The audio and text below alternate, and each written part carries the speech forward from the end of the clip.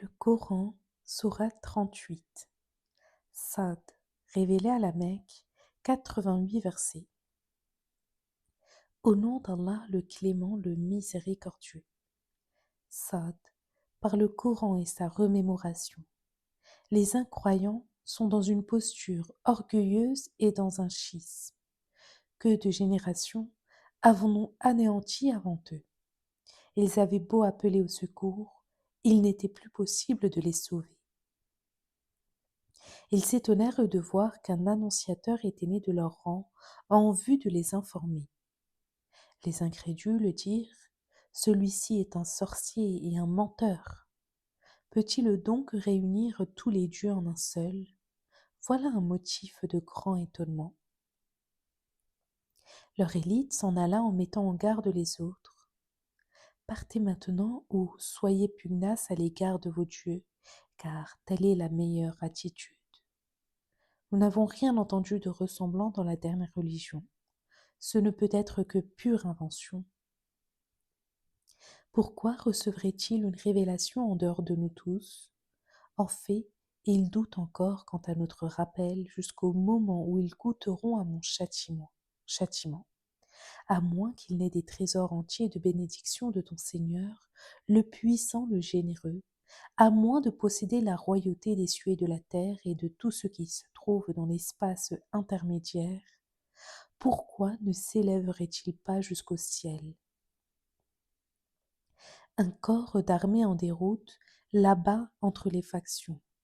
Avant eux, des peuples comme ceux de Had, de Noé, de Pharaon, le maître des colonnes, avait crié au mensonge, ainsi que ceux de Tamoud, le peuple de Lot et les partisans d'Al-Laïka et toutes les autres factions. Et quoi? Tous ont traité les prophètes de menteurs et ont de ce fait mérité leur châtiment. Tous n'entendront qu'un seul cri dévastateur, lequel sera sans réplique. Ils ont dit: ô Dieu, précipite notre châtiment avant le jour du jugement, endure patiemment ce qu'ils profèrent et rappelle-leur notre serviteur David qui fut constant et repentant. Nous avons rendu dociles les montagnes au point que, avec lui, elles entonnent nos louanges tant au coucher qu'au lever du soleil. Tournoyant autour de lui, l'ensemble des oiseaux se pressait avec déférence. Nous renforçâmes son magistère après lui avoir donné autant de sagesse que l'art de bien juger. As-tu entendu l'histoire de ces plaideurs qui escaladèrent le sanctuaire? Lorsqu'ils entrèrent chez David, ils l'effrayèrent. N'aie crainte, lui dirent-ils, nous nous sommes disputés et nous souhaitons que tu juges entre nous de manière équitable. Ne sois pas partial et oriente-nous vers le droit chemin. Voici mon frère. Il possède 99 brebis, tandis que moi je ne possède qu'une seule brebis. Il m'a demandé de la lui confier et a réussi à m'en persuader. David dit: il a été injuste à ton égard en te demandant de joindre ta brebis aux siennes. Il y a beaucoup de ces gens à problème qui font des confusions et qui éprouvent le besoin de profiter d'autrui, à l'exception de ceux qui ont cru et qui ont fait du bien. Mais ils ne sont pas nombreux. David pensa que nous l'avions mis à l'épreuve. Il demanda pardon à son Seigneur, se prosterna et demanda à se repentir.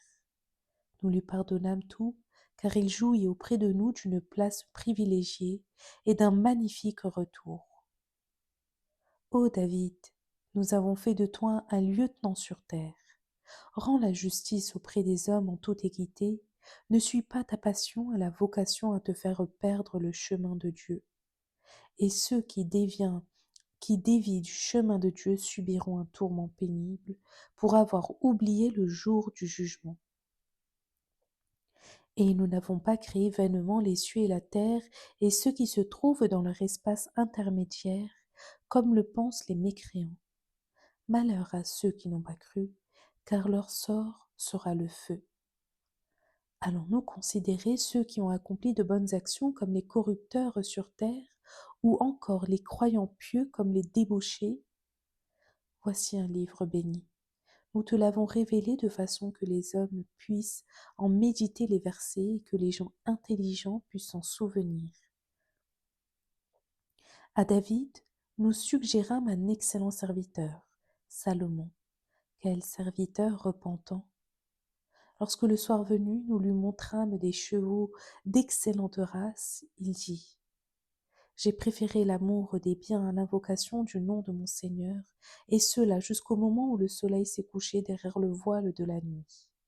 Ramenez-les-moi, dit-il en parlant des chevaux, et il leur trancha les jarrets et le col.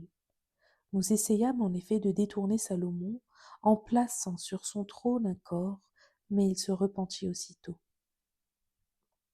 Ô mon Seigneur, dit-il, pardonne-moi et octroie-moi un royaume unique de façon que personne d'autre n'en hérite après moi, car tu es le donateur.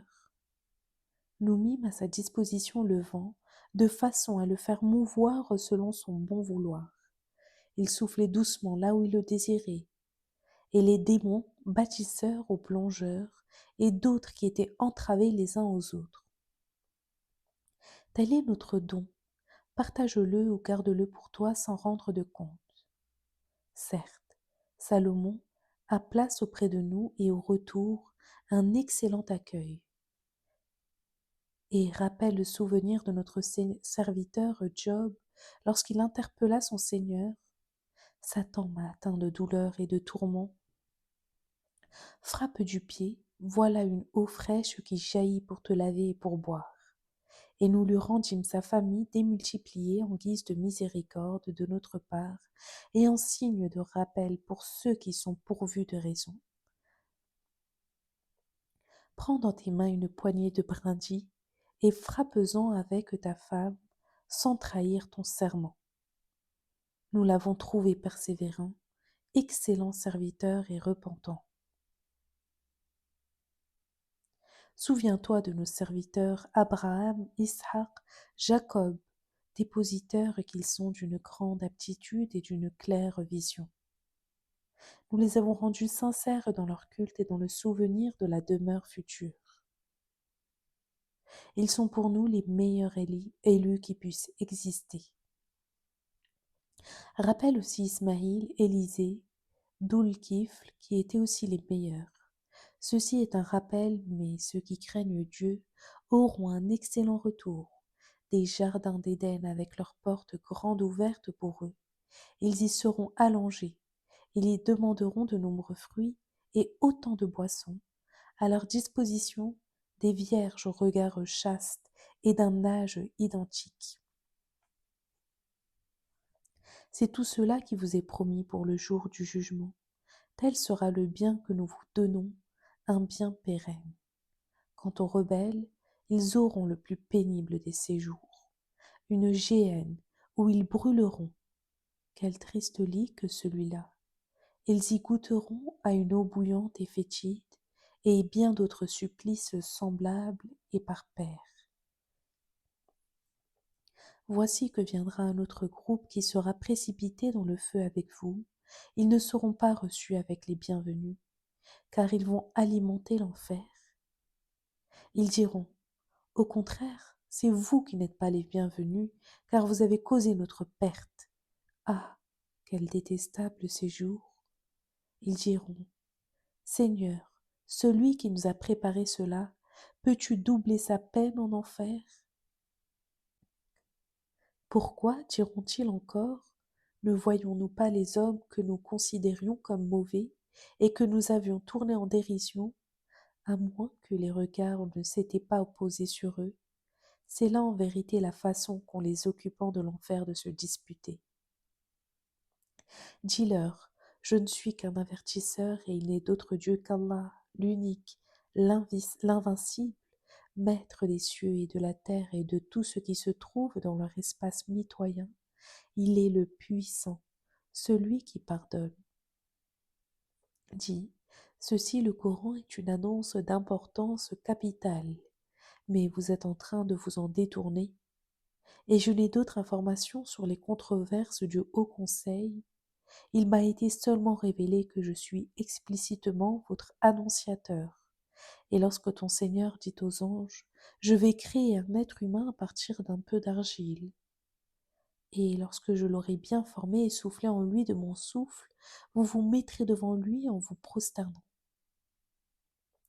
Les anges se prosternèrent tous, à l'exception d'Iblis qui se crut supérieur et qui se révéla infidèle. Dieu dit, ô Iblis, qu'est-ce qui t'a empêché de te prosterner devant celui que j'ai créé de mes mains? S'agit-il de ton orgueil ou te trouves-tu supérieur? Il dit, je suis mieux que lui. Tu m'as créé de feu, tu l'as créé de terre. Dieu dit, sors donc de mon paradis, te voilà banni, et ma malédiction courra sur toi jusqu'au jour du jugement. Ô mon Seigneur, dit Iblis, donne-moi un délai suffisant jusqu'à la résurrection. Dieu dit, tu auras ce délai jusqu'au jour déterminé. Iblis dit, par ta puissance, je les détournerai tous, exception faite de tes serviteurs les plus dévoués.